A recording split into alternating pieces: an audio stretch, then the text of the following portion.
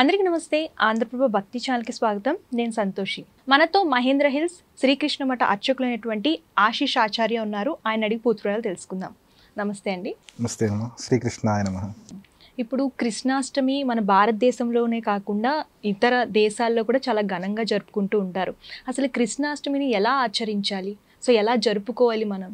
కృష్ణాష్టమి అనేటువంటి పండుగ కూడాను రెండు విధాలుగా మనము లెక్క వేసుకుంటాం అన్నమాట. అంటే చాంద్రమాన రూపంలో ఒక రోజు ఆచరిస్తాము.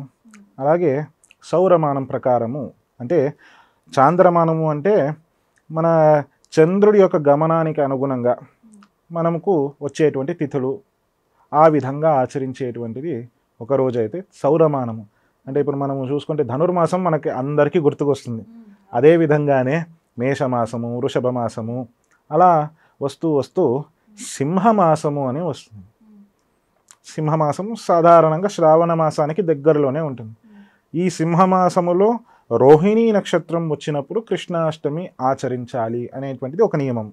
అయితే చాంద్రమానం అనుసరించే వారికి అదే సమయానికి ఆయన శ్రావణ మాసము, చంద్రుడు శ్రవణ నక్షత్రంలో ఏ రోజైతే పౌర్ణిమ నాడు వచ్చినదో అది శ్రావణ మాసం. ఆ శ్రావణ మాసంలో పౌర్ణిమ అయిన తర్వాత వచ్చినటువంటి అష్టమి కృష్ణాష్టమి. ఆ రోజున అర్ధరాత్రి సమయానికి, చంద్రోదయ సమయానికి, చంద్రవంశంలోనే రాముడు సూర్యవంశస్థుడైతే కృష్ణుడు చంద్రవంశస్థుడు. చంద్రోదయ సమయంలో ఆ కృష్ణుడు నిజంగా చంద్రుడిలాగా ఆ వెన్నెల కాంతితో మనకి ఉద్భవించి దర్శనమిచ్చారు. కాబట్టి కృష్ణాష్టమి రెండు విధాలుగాను ఆచరించేటువంటి సంప్రదాయం ఉన్నది. అయితే మనము గమనిస్తే ఇటు కేరళ, తమిళనాడు, అలాగే ఉడుపి క్షేత్రాల దగ్గర, పరశురామ క్షేత్రాలు అటుపక్క అంతా గమనిస్తే ఈ సౌరమాన ఆచారం ఎక్కువ. కానీ ఇప్పుడు మన ఉభయ తెలుగు రాష్ట్రాలలో, అలాగే ఉత్తర భారతదేశాలలో అంతా కూడాను సాధారణంగా చాంద్రమానం ప్రకారంగానే ఇప్పుడు వచ్చేటువంటి ఈ శ్రావణ మాసంలో వచ్చేటువంటి అష్టమికి మనం ఆచరిస్తూ ఉంటాం. అర్ధరాత్రి వరకు ఉపవాసం ఉండాలి. ఏ విధంగా అయితే మనం శివరాత్రి రోజు ప్రాతకాలము నుండి ఉపవాసం ఉండి అర్ధరాత్రి పూట ఆ లింగోద్భవ కాలంలో మనం ఏ విధంగా అయితే అభిషేకాలు చేసుకుంటామో, ఇక్కడ చంద్రోదయ సమయము ఈ శ్రావణ మాసంలో సాధారణంగా అర్ధరాత్రి పూటనే అవుతుంది. కాబట్టి ఆ అర్ధరాత్రి సుమారు 12, 6, 12, 10 అలా ప్రతి సంవత్సరం మారుతూ ఉంటుంది పంచాంగంలో. మనం అది గమనించుకోవాలి. ఆ సమయం వరకు మనం ఉపవాసం ఉండి రోజంతా కూడాను ఆ కృష్ణ నామ సంకీర్తన చేస్తూ, కృష్ణుడికి సంబంధించినటువంటి విశేషమైన స్తోత్ర పారాయణలు, విష్ణు సహస్రనామ పారాయణాలు చేసుకుంటూ, కృష్ణుడి ఆగమనానికి మనము స్వాగతం పలకడానికి కావలసినటువంటి అనేక విధాలైనటువంటి తయారీ అంతా చేసుకోవడము. ఇప్పుడు ఒక మంచి అతిథి, ఎవరికి దొరకని వారు ఒకరు మన ఇంటికి వస్తున్నారు. ఇప్పుడు ఒక ప్రధాని వస్తున్నారు అంటే మనం ఇంటిని ఏ విధంగా అలంకరించుకుంటామో అదే విధంగా కృష్ణుడు వస్తున్నారంటే మన ఇంటిని అలా అలంకరించుకోవాలి. వచ్చిన వారికి అనేక విధాలుగా మనము పిండి వంటలు కానీ, వెన్న కానీ, ఇలా చాలా కావాల్సినటువంటి, ఆయనకు చాలా ఇష్టమైనటువంటి వస్తువులు ఏమేమి ఉన్నాయి, ఏమేమి ఉండవచ్చు అని మనం గమనించుకొని చేయాలి. ఆయనకి ఇష్టమైనది అంటే ఆయన అన్నిటికంటే ఇష్టమైనది ఆయనకి మన మనస్సే. అంతకు మించింది ఇంకేమి కావాలి? మనస్సా మనం ఒక చెంబు నీళ్ళు లేదా ఒక ఉద్ధరణి నీళ్ళు, ఒక శంఖము నిండా నీళ్ళు ఇచ్చినా కానీ చాలా సంతృప్తి పడిపోతారు. అలాంటప్పుడు మనము ఆ పొద్దున్న నుండి ఉపవాసం ఉండడము ఎందుకు అంటే, ఆ ఉపవాసం కాకుండా మరి మంచినీళ్ళు తాగేంత సమయంలో కూడా నేను కృష్ణుని మిస్ అవ్వకూడదు. కృష్ణ నామాన్ని కానీ, ఆయన చేసేటువంటి సేవలో కానీ నేను ఎక్కడా మిస్ అవ్వకూడదు అనేటువంటి భావనతోనే ఉపవాసం చేయాలి. అలాగని చెప్పేసి గర్భిణీ స్త్రీలకి, పసిపిల్లలకి అలా ఉన్నప్పుడు వారికి కష్టం ఉంటే వారు ఏదైనా పలహారాలు స్వీకరించవచ్చు. ఈ విధంగా ఉపవాసం ఉంటే అర్ధరాత్రి పూట ఆయన ఉద్భవించేటువంటి సమయానికి అర్ఘ్యప్రదానం ఇయ్యడము ప్రధానము. ఈ విధంగా చేసిన తర్వాత మరుసటి రోజు మనము ఉత్సవము చేసుకోవాలి. ఈ విధంగా మన కృష్ణాష్టమి అనేది ఎప్పటికీ 2 రోజుల పండుగ.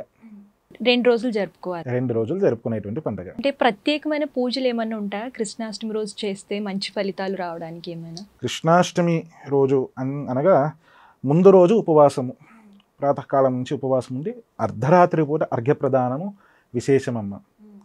అర్ఘ్యప్రదానికి సంబంధించినటువంటి ఒక చిన్న శ్లోకం ఉంటుంది. ఆ శ్లోకం చెప్పి ఆయనకి శంఖంలో నీళ్ళు వేసి ఆయనకి చూపిస్తూ 3 సార్లు అర్ఘ్యం వదలాలి. శ్లోకం ఏంటో చెప్తారా? జాతః కంసవధార్థాయ భూభారోత్థారణాయ చ కౌరవానాం వినాశాయ దైత్యానాం నిధనాయ చ పాండవానాం హితార్థాయ ధర్మ సంస్థాపనాయ చ గృహాన్ అర్ఘ్యం మయాదేవ దేవకీ సహితో హరేహే అనేటువంటిది ఇది శ్లోకం అన్నమాట.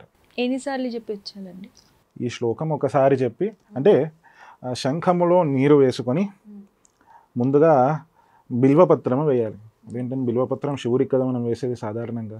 అవును, కృష్ణుడికి వేస్తున్నాం ఏంటి, సాధారణ కృష్ణుడికి తులసి పత్రాలు కదా వేసేది అని అనుకుంటుంటాం. అయితే లక్ష్మీదేవికి ఉండేటువంటి అష్టోత్తర శతనామావళిలో మీరు గమనిస్తే బిల్వ నిలయ అని వస్తుంది. అంటే బిల్వం అంటే మరి ఇంకెవరో కాదు, సాక్షాత్ మహాలక్ష్మిని. ఆయనకు చేసేటువంటి సేవలు ఏది చేయాలన్నా ఆ లక్ష్మీదేవి ముఖాంతరమే చేయాలి. ఇంకెవరితో చేయిస్తే ఆయన స్వీకరించడు, ఎందుకంటే ఆవిడకే సంపూర్ణ అధికారం ఉండేది. కాబట్టి అమ్మ తీసుకోవమ్మా, నీవే చేయించవమ్మా అని మనం అమ్మను అడుగుతూ అమ్మ ద్వారానే చేయిస్తే ఆవిడ స్వీకరించి ఆవిడ ఆ స్వామివారికి అందిస్తుందన్నమాట. ఆ విధంగా అంటే ఆ దాంపత్యం ఎలాంటిది అనేది మనం అంతగా మనము భక్తితో చేయాలి. కాబట్టి ముందుగా బిల్వపత్రము వేసి తర్వాత శంఖంలో నీరు పోసుకొని ఈ యొక్క శ్లోకాన్ని చెప్పి శ్రీకృష్ణం ఇదమర్ఘ్యం, శ్రీకృష్ణం ఇదమర్ఘ్యం, శ్రీకృష్ణాయ నమః ఇదమర్ఘ్యం అని 3 సార్లు ఆయనకి అర్ఘ్యప్రదానము చేయాలి. అర్ఘ్యము అంటే ఏమిటి? చేతులు కడగడము. సాధారణంగా లౌకిక అర్థం ప్రకారం చూసుకుంటే అర్ఘ్యము అంటే చేతులు కడగడం. అంటే ఎవరైనా ఇంటికి వచ్చినప్పుడు ముందుగా వాళ్ళని చేతులు పట్టుకొని మనం లోపల తీసుకుని వస్తాం, రండి రండి అని అంటూ. ఆ విధంగా స్వామిని లోపల తీసుకుని వచ్చేటువంటి విధానమే ఈ అర్ఘ్యప్రదానం.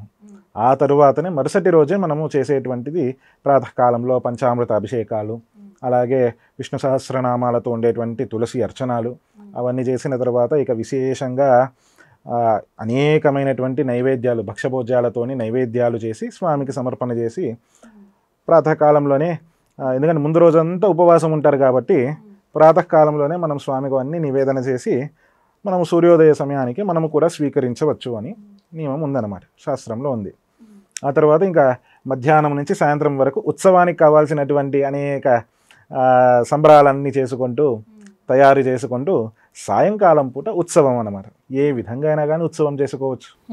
ఎవరి స్తోమత తగ్గట్టు వారు ఉత్సవం చేసుకోవచ్చు. అందరినీ పిలవచ్చు, ఆయన ఎదురుగా నాట్యం చేయవచ్చు, ఆయన కావాల్సిన గానాలు చేయవచ్చు, ఇక ఉట్టి కొట్టడాలని కానీ ఇలా అనేక విధాలుగా ఉత్సవాలు, 1 కాదు 2 కాదు, కానీ 10 మంది అందరం కలిసి ఒక చోట ఉత్సవం చేసుకోవడము చాలా బాగుంటుంది. సో మీరన్నట్టే అనేక రకాల నైవేద్యాలు పెడతారు కదా కృష్ణుడికి, దగ్గర 56 రకాలు ఎందుకు పెడతారు? దాని వెనకాల ఏమైనా కథ ఉందా? ఎందుకని నైవేద్యాలు పెడతారు? సాధారణంగానే నైవేద్యం అనేక రకాలు అనేది మనం ప్రేమగా చేసేటువంటిది. అందులో మీరు అడిగినట్టుగా 56 అనే సంఖ్య ఏదైతే ఉందో దాని చప్పన్ భోగ్ అని ఉత్తర భారతంలో చాలా ప్రఖ్యాతి. అందున విశేషంగా మనం గమనిస్తే పురి, జగన్నాథపురిలో ప్రతిరోజు చప్పన భోగ్ ఉంటుంది. ఒకరోజు కాదు, ప్రతిరోజు ఆయనకి మధ్యాహ్నం చేసేటువంటి భోజనంలో ఆయనకి చప్పన్ భోగ్ ఖచ్చితంగా ఉండాలి అని. అయితే విశేషంగా మనకు ప్రతిరోజు చేసుకునేంత శక్తి మనకు ఉండదు కాబట్టి ఇంటిలో మనం చప్పన్ భోగ్ చేసుకోవాలంటే ఈ కృష్ణాష్టమి మరుసటి రోజుకి మనము చేసుకోవచ్చు. అయితే ముందు రోజు ఉపవాసం ఉంటాం కదా, అప్పుడు కూర్చొని ఇవన్నీ లడ్డూలు కట్టడం కానీ బర్ఫీలు చేసుకోవడం కానీ ఇవన్నీ కూడాను ముందు రోజు ఉపవాసం ఉన్న రోజు చేసుకొని మరుసటి రోజు మనము నైవేద్యం చేయవచ్చు. దీని వెనకాల ఉన్న కథ ఏమిటి అంటే, గోవర్ధనగిరిని స్వామి తన యొక్క చిటికెడి వేలుతో ఎత్తి 7 పగళ్ళు 7 రాత్రులు ఆయన అలాగే నించుని ఉంటారు.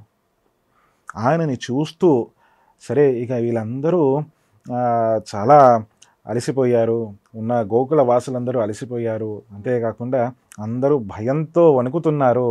మరో పక్కన అక్కడ వర్షం అలా వస్తుంది కాబట్టి ఆ వర్షపు చలిగాలులతో వణుకుతున్నారు. వాళ్ళందరినీ కాస్త కొద్దిగా అయినా కానీ ఆ భయం నుంచి బయటికి తీసుకుని రావాలి, కొద్దిగా రోమాంచనంగా వాళ్ళకి సంతోషాన్ని కలిగించాలి అంటూ ఒక చేత్తో ఆయన కేవలం చిటికెడి వేలుతో ఆయన గోవర్ధనగిరిని ఎత్తినప్పటికీ మరో చేతితో ఆయన వేణుగానం చేశారు. చేస్తూ అంటే ఆయనను చూస్తూ ఆ గానం వింటూ 7 రాత్రులు 7 పగళ్ళు ఎలా వచ్చిందో ఎలా పోయిందో ఎవరికీ అర్థం కాలేదు. కానీ యశోదమ్మకు మాత్రం తెలిసేది. నా బిడ్డకి నేను ప్రతిరోజు 8 సార్లు భోజనం పెట్టేదాన్ని.